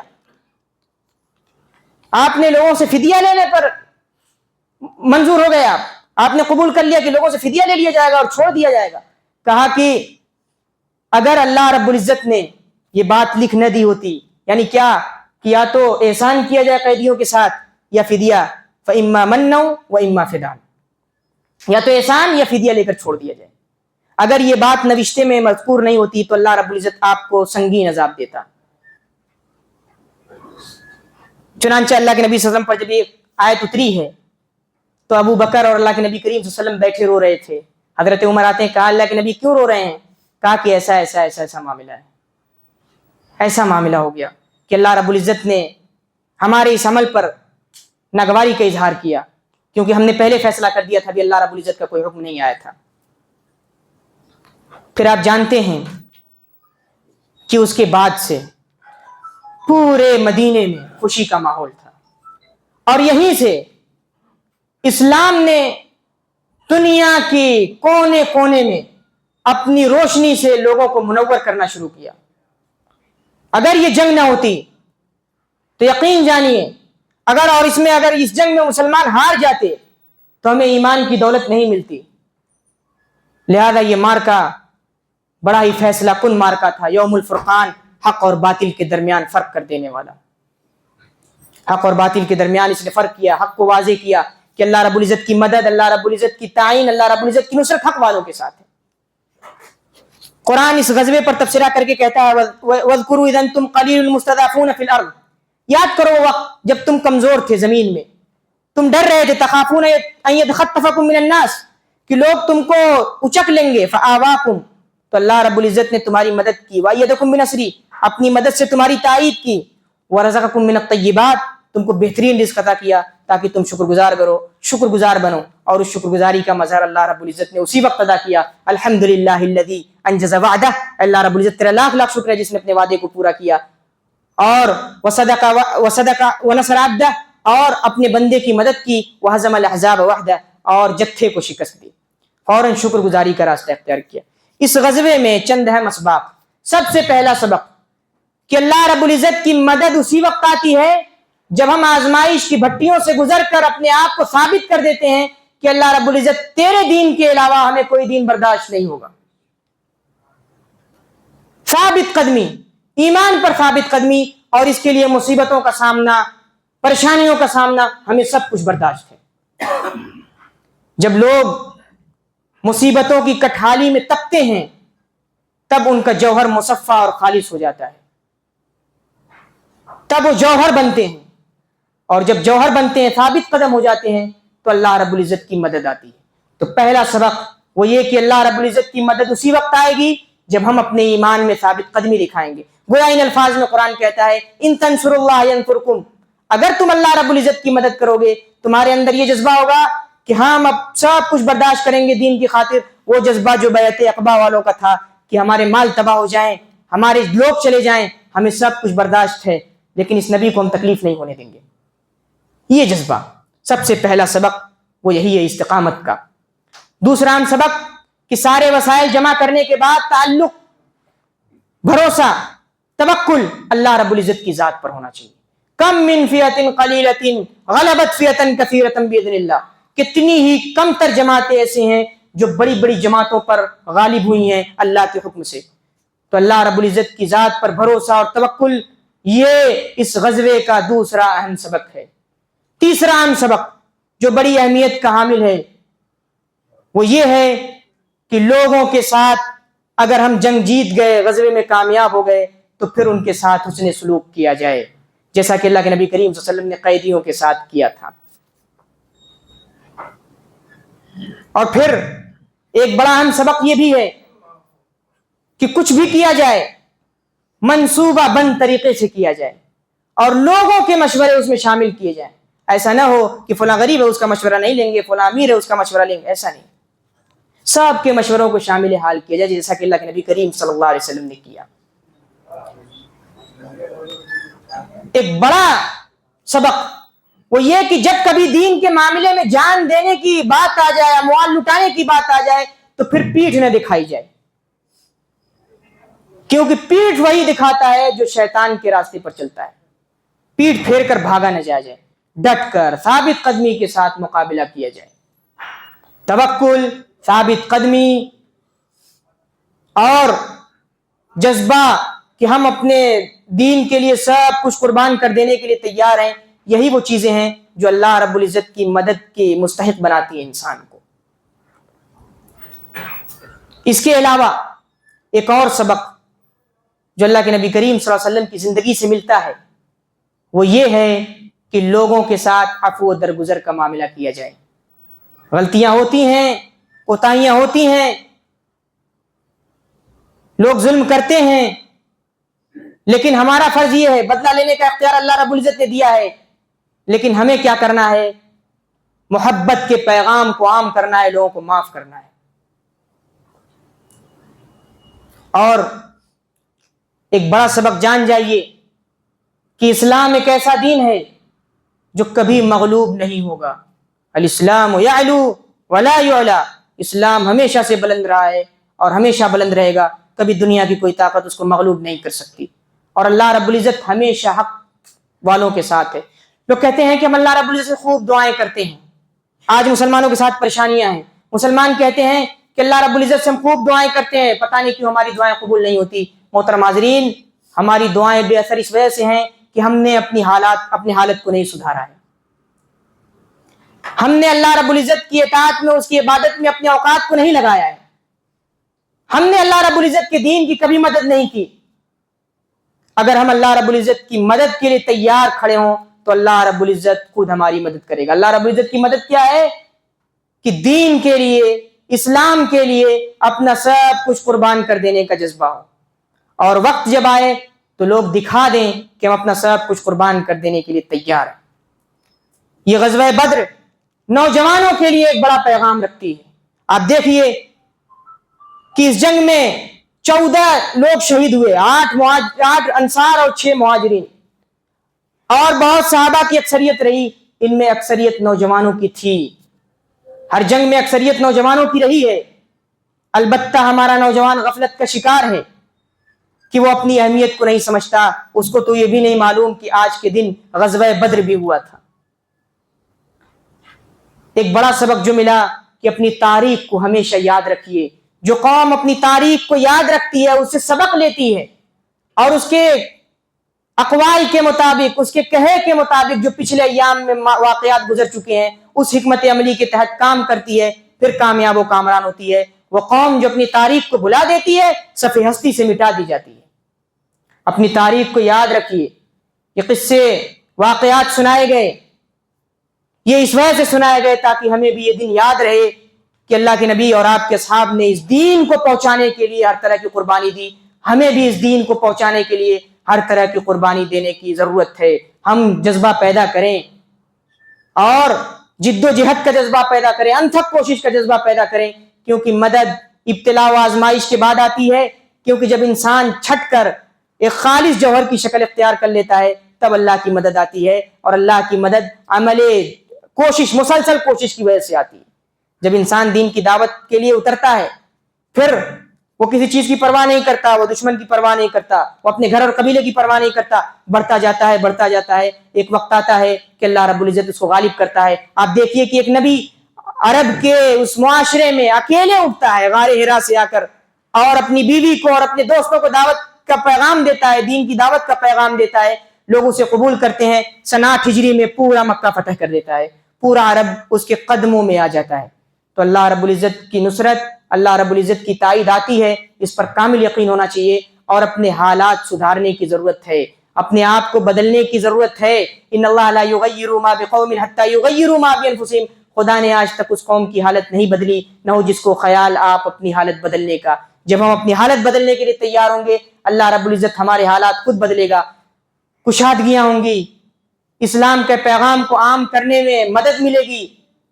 اور ہمیں اور آپ پر یہ ذمہ داری ہے کہ جس طرح اللہ کے نبی کریم صلی اللہ علیہ وسلم نے مکے سے اٹھ کر پورے عرب میں, پوری دنیا میں اس ایک چھوٹی سی کرن کو جو مکے سے اٹھی تھی, پوری دنیا میں اس کرن کی روشنی کو پھیلا دیا, وہ ہمارا اور آپ کا کام ہے کہ اب باقی جو بچا کام ہے اللہ کے بندوں کے دلوں کو اس روشنی سے منور کریں.